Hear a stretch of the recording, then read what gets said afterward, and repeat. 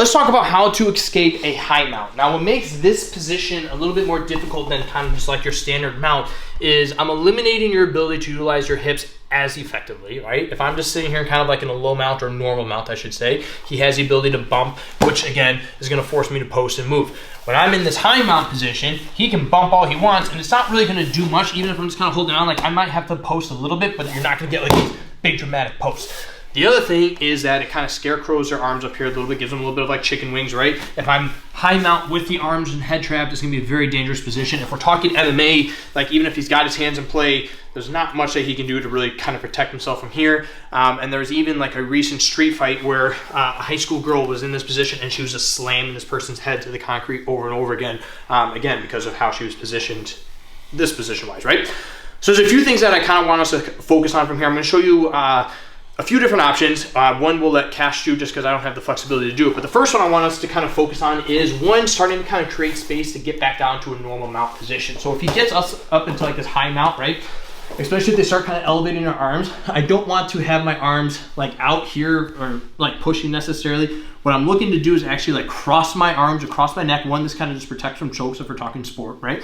But then the other thing is I'm gonna take my elbows, I'm gonna start posting them on his hips, and I'm gonna start trying to create frames. Now, when he's in this high mount position, go ahead, keep this pressure, right? I'm gonna start just kind of like walking my hips up. And the more that I'm able to start walking my hips up, the more that these arms are gonna start sinking more to his hip compared to like his stomach area, which means that I'm getting a good, strong frame, which means that I'm starting to slowly get back to a normal mount position. And once I get back to this position, now I can start now shifting my hands to one side. So if I'm able to like really scoot up, right? He's trying to get back to that high mount position. I'm still able to scoot up. I'm gonna switch my hands to the hip. I'm gonna post now on my feet. And as I post, I'm gonna start shrimping my hips out. Again, if I'm able to start kind of recomposing to like an open guard, yep, go ahead, pressure back in. I'm able to start kind of working these bicycle kicks and start creating that space. Or if I'm able to get back to like this position, I can start, trapping this leg, extending and looking to start kind of coming up. And again, I can create those frames and I can work out. So essentially like what this does is allows me to get back to a normal mount. So one more time, kind of from like a different angle, if we just kind of go head on, right?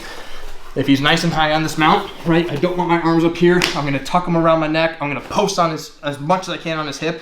And now as he tries to stay dominant, I'm just gonna drastically use my feet and my shoulders and just walk myself up until I'm back to normal mount. And then right away from here, I'm gonna now start posting, isolating the hip, start working my shrimping off to the side. And again, I can either look to trap one leg or I shrimp out enough to where I can get my shins involved and we can kind of go from there.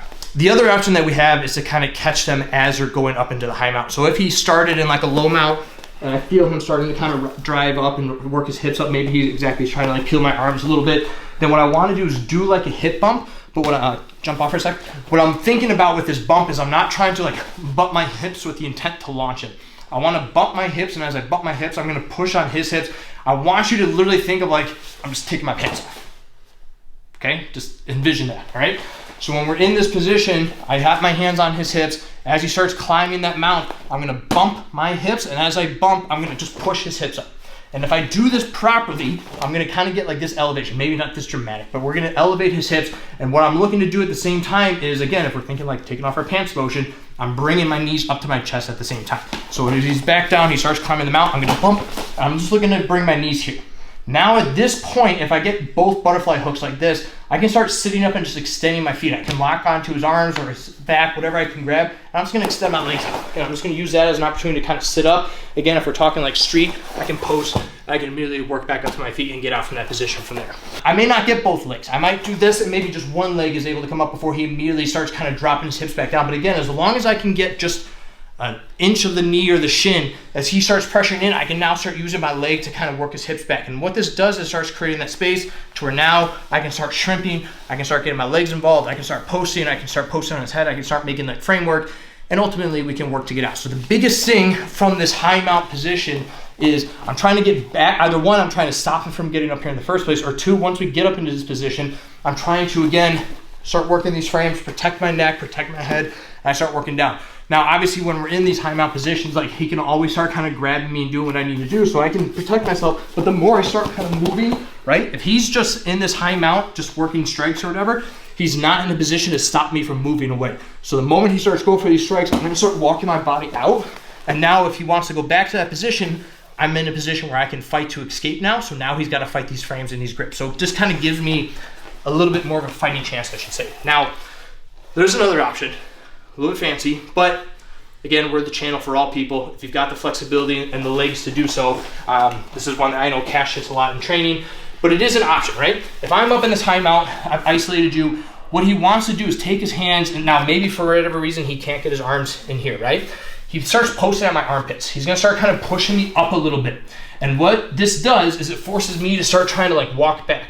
But naturally, because he's got those frames, as I walk back, it's gonna start elevating me a little bit, which again, gives him room to start working. If you've got the flexibility, he's gonna kind of invert and take his feet and start trying to work his feet. Now, if he can get both feet in my armpits like this, beautiful. If he's only able to get one foot, that's still fine. He's now going to, so go ahead, whichever one you want both, that's fine. He's gonna start pushing those feet and essentially just start kind of doing a backwards backwards roll, shoulder roll, whatever. And he's just gonna start kind of squaring up. Now in this position, I'm not looking for you to like go fucking leg locks and shit like this. He's just gonna start working back up to his feet. And now as I start trying to turn around, he's up, I'm on the ground, and it's a nice way to escape. In sport, however, if we come back down, just for any of you people that are flexible in jiu-jitsu, right?